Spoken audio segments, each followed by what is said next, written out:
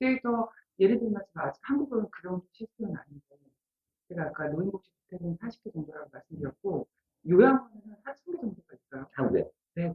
근데 물론 사무실이 좀 이렇다 보니까 사실 저도 강의할 때 그 얘기 많이 하는데 좁은 방에 다 누워 있으면서 기저귀 가는 게 다 보이고 나 와서 기저귀 가는 게 옆사람 다 보고 이런 삶은 너무 생각하고 싶지 않잖아요. 근데 요즘 그래서 수요가 더 생겨나는 게 1인실 프리미엄 요양원 서비스 이런 것들이거든요.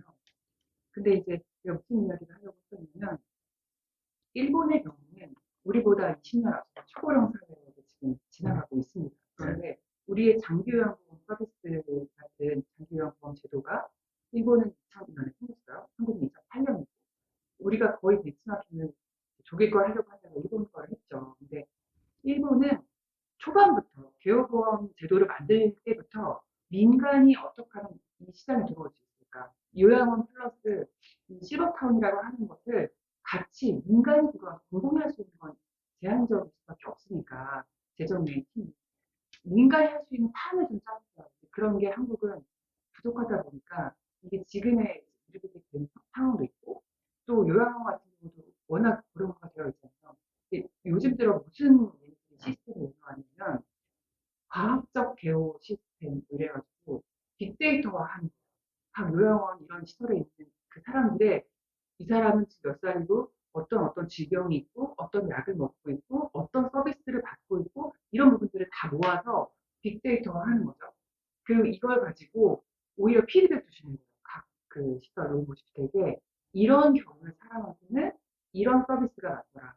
이런 처방을 하는 게 좋더라. 이런 게 그러니까 의료와 복지와 개호 현장에 도움이 될 수 있게 하면서 정부는 정부대로 또 관리도 할 수 있는 상황이 된 거죠. 물론 그 안에 삐그덕거리고 아직 정착이 잘 되진 않았지만 저는 그런 시스템 면에서는 한국이 훨씬 IT도 강하잖아요. 그러니까 이런 면에서 한국도 이런 벤치마킹 사례들을 한국의 시스템화해서 우리 것을 조금 더 발전시킨 모습으로 초반부터 들어가면 얼마나 효율적일까. 이게 각 개인의 입장에서 그렇고 사업주 입장에서 그럴 것이고 국가 차원이 그럴 것이고 정부의 어디? 의료 쪽 아니면은 뭐 우리 같은 보건복지부 아니면은 뭐 어디에요? 의제는 보건복지. 보건복지부. 그러니까 결국 이제 의사들이 한 거예요. 거기 의사들 의사라고 다 의사라고만 할 수는 없고 같이 하고 있는 거죠. 그러니까 이제 사실은 뭐 의사들의 동의 내지는 그렇게 이제 하는 거죠. 그렇지 건 이제 그렇게 의사들 쪽은 이제 병원 쪽이고 여기는 요양원이고 일본 주로 요양원. 원래대로라면 사실은 그런 데이터를 직접 해갖고 분석해갖고 어떻게 하려고 하는 것은 우리나라 식으로 배우다 걸리죠. 그러니까 우리도 그런 부분들을 의사가 다 해줘야 오케이 해줘야 되는 게 아니라 일본도 의사법이 있을 거 아니에요. 있죠, 있죠. 의료법. 거기에다 네. 그런 게 있을 것 같은데. 의료법상에서 이걸 한 거는 생각하고요. 그 특별법이.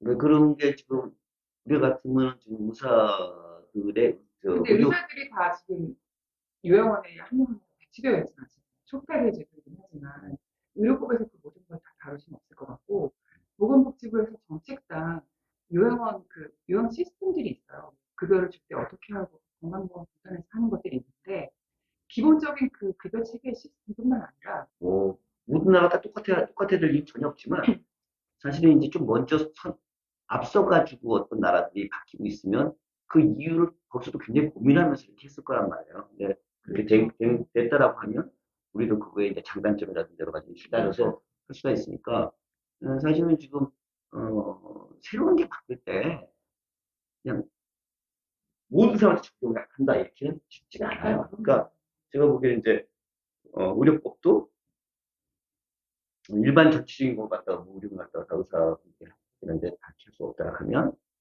일정 부분 때문에 요양병원처럼 좀 이렇게 아픈 그 경우에는 본인들이 동의하에 이럴 그 데이터를 갖다 모아서 이렇게 다른 의사가 뭐 또는 같이 참여하면 좋지만 뭐 병원에 따라서인데 정확히 모르겠어요.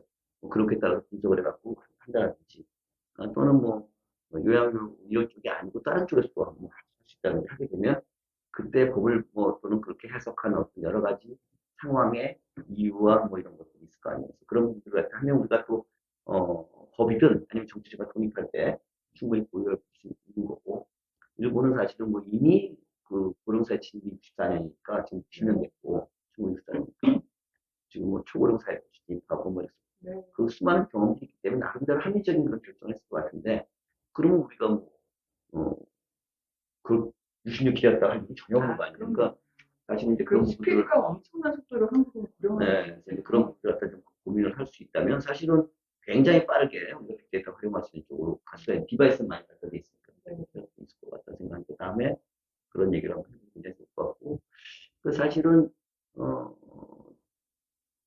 이 디지털 헬스케어 만약 그게 돌파가 되면 아까 제가 디지털로 해서 시간 공간 제약을 없애고 있지만 그런 빅데이터 갖다가 모아놓으니까 그 모아놓은 것 갖다 여러 가지 정말 기술들이 여기서 그렇죠. AI를 이렇게 사용할 수 해가지고 있죠. 훨씬 정확하게 네, 볼 수가 있다. 상시점 보면 그렇지 않겠어요? 왜냐면 제가 아파.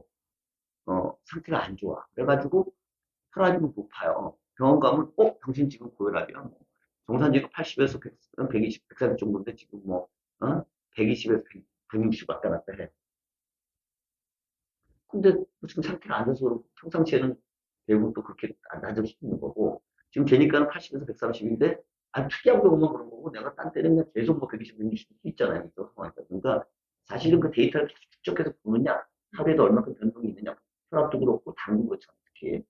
이런 거 같은 쭉 보고서 판단하는 거와 그냥 가서 이렇게 판단하는 사람이 한번 보고 당연히 사실은 훌륭한 분이 데이터 갖다 보면 가장 최고고 어울려 그러니까 이제 이런 부분들을 고려하면 사실은 이제 우리가 디지털 활용을 하면 반드시 이, 이 의사의 그런 그 시스템하고 이런 데이터를 축적해갖고 분석하는 시스템 AI하고 결합을 해야 된다는 것을 알 수가 있고 그럼 훨씬 더 효율적일 거다. 거꾸로 얘기하면 그렇게 안 하고 어느 한쪽만 쓰면 경쟁력이 점점 떨어져갖고 국가 경쟁력이 없어진다. 라고까지 네. 얘기할 수 있으니까 사실 이제 이거는 이제 국가 정책 입장에서 생각할 부분인데 만약에 지금 일본의 그런 사례가 있다면 굉장히 좋을 것 같다는 생각이 듭니다. 그래서 서로 계속 우리도 서로 연계해야 된다. 서로 협업해야 된다. 이렇게 하지만 그게 쉽지 않은 거예요. 그리고 또 이 일 개개인의 건강에 대한 부분에 대한 부분도 뒷받침이 돼야 되는 거죠. 이 데이터들을 모아서 예를 들어 의료 쪽에만 좋은 반응을 이게 아니라 그러니까 하나의 공동된 목표를 가지고 이 한 사람 한 사람에게 어떻게 이걸 대응할 수 있을 것이냐 하는 그 기본적인 마음가짐이 좀 중요하다고 생각하고요. 일본은 일본대로 한국이 오히려 너희가 의료와 그 간호와 이 복지 이런 것들이 연계가 잘 되어 있는 것 같아. 이렇게 얘기를 하던데 제가 볼 때는 이제 이런 거 관점을 정부 정책적 관점에서 보느냐 아니면 현장 관점에서 보느냐 누구의 이야기를 들었냐에 따라서 이거는 다를 수 있을 것 같고 근데 제가 지금 말씀드렸던 건 의료적 차원에서의 것은 아니에요. 이거는 물론 그건 그거대로 있죠. 병원에서도. 근데 의사들 사실 그거 오픈해서 같이 활용하려고 하지 않는 경우도 있을 건데 민감하긴 하지만. 근데 그런 것들이 진짜 궁극적으로 아까도 말씀드린 나라의 사회보장비 억제라는 건 사실 전 국민을 위해서 좋은 부분인 거거든요. 근데 무조건 억제만 된다고 해서 좋을 건 아닌 거고 이 개인들에게도 긍정적인 피드백이 가야 이게 좋은 거니까 우리가 가지고 있는 이 디지털 할 수 있는 기술들은 얼마나 많이 가지고 있습니까? 그런 부분들을 앞에 간 사례들이 선진 사례라는 생각은 아니고 우리보다 그냥 시간적으로 앞서갔으니까 경험했던 경험치들이 있으니 시행착오를 겪지 말자는 거죠. 그리고 최대한 그 같이 협업할 수 있는 이 시스템을 우리는 좀 단축을 해서 시간 괜히 낭비하지 말고 만들어주면 너무 좋겠다. 이런 입장입니다. 근데 제가 보기에는 그래서 지금 다루는 그 헬스케어 슬포트는 좀 더 중요하다는 생각이 드는데 음. 어, 통합적 관점에서 종합적 융복합. 관점이기도 하기도 하고 좀 더 약간 더 이제 그 건강한 상태에서 이걸 좀 더 늘리고 유지할 수 있는. 왜냐면 기본적으로 생각해보면 이제 치료보다는 우리가 넘어지기 전에 지팡이다 말을 많이 하거든요. 헬스케어 네. 그러니까 치료보다는 예방학적인 차원에서 맞죠. 이렇게 어프로치 한다면 좀 더 동의를 잘 받을 수 있다. 그러니까 네. 지금 사실은 우리 뭐 마이데이터 하는 분 많하거든요. 금융에서는 마이데이터 문제가 많이 얘기하는데 지금 마이데이터 2.1에서 2.0 한다 하는데 의료도 지금 다 그렇게 하겠다고 얘기했어요. 부처가. 근데 뭐 여러 가지 지금 이해관계나 여러 복잡한 그런 산업의 특성 때문에 이제 좀 빨리 나간 데도 있고 안 되고 있는데 냉정히 말해보면은 개인이 결정하는 거예요. 그쵸. 이 그거는 데이터 자체가 개개인 개인이 정보와 내 정보인데, 네, 그쵸. 금융도 사실은 그 단계 벗어난 거고, 처음에는 막 금융회사 갖고 있는 정보를 왜 당신이 달라고 해? 이랬단 말이에요. 근데 그거 벽을 도저히 뛰어넘지 못하다가 우리나라처럼 정말 비슷한 데가 있는 유럽이에요. 유럽의 개인정보 굉장히 막 강하거든요. 그냥 중국은 뭐, 그것도 약하고. 그러니까 유럽에 보니까는 개인정보를 너무 보호하다 보니까 개인정보 보호는 좋은데 산업이 다 망했어요. 유럽의 빅테크 들어봤어요? 없어요. 유럽의 빅테크가 없어요. 어느 날 보니까 미국의 구글이니 뭐 아마존 뭐 이런 다 가서 그냥 유럽을 다 시키고 다 먹어버린 거예요. 루틴을. 그러니까 뭐 유럽에 빅테크가 없으니까 다 먹힌 거 아니에요. 사실은. 다 거기다 대고 다 국민대하고 해버리니까. 그러니까 이제 유럽 애들이 뿔난 거야. 그래가지고 이거 어떡하지? 하고 지금 뭐 공정거래법까지 시도하면은 지금 뭐 들어오면은 뭐막 규제하고 그러거든요. 근데 다 보면 전부 미국의 까빠. 이렇게 구글, 아마존, 페이스북 지금 메타지만 그다음에 애플이 못 들어오게끔 하는 그 규모 이상에 대한 못 들어오게 하는 결국 이제 엄청나게 유럽도 반성을 하고 야 개인적으로 보호는 좋은데 그러다 보니까 나라가 망했네. 심한 표현이지만 뭐 중국은 이런 얘기 할 수 있잖아. 유럽 사실 뭐 그쪽은 완전히 그냥 다 시가총액 기준으로 봤을 때 다 그냥 미국하고 중국 몇 개가 다 시가총액 미국 GDP가 다 있고 유럽을 하고 있어요. 하고 있어요. 그래서 크게 반성을 했거든. 그래갖고 만든 게 사실은 그 개인정보 보호를 바꿨어요. 그리고 유럽에서 나온 게 마이데이터. 마이데이터 산업을 그래서 굉장히 적극적으로 야 이게 보니까 개인정보 보호에 적극적인 개인정보가 뭐냐? 그거는 개인정보를 무조건 보여야 기대면 안 되고 뭐 이런 게 아니라 내가 동의하면 줄 수 있는 거다. 내 건데 개인 건데 왜 갖고 있는 애를 네가 감나라하냐? 응? 금융가 네가 왜 감나라해 내 건데 그 철학이에요. 철학이 바뀐 거예요. 이거는 금융만이 아니라 전 사람의 가치를 갖고 있는 문제다. 이거를 지금 우리가 지금 민감한 이슈긴 하지만 정확하게 알아야 돼. 이거는 아니 개인들이 동의하면 끝나는 거지 뭘 누가 얘기를 감나라 해. 근데 여기서 중요한 게 있어요. 여기서 중요한 거는 좀 더 의미 있는 그러니까 액티브한 사람들은 자기 전략에서 있잖아요. 그러니까 치료의 경우는 민감할 수도 있고 의사분들이 많이 하는 거죠. 예방학 경우에는 내가 지금 그렇게 나쁘진 않고 좀 아파도 관리가 할 수 있고 더 건강하기 위해서 하는 거다 이거예요. 그럼 내가 관리해야지. 내 데이터를.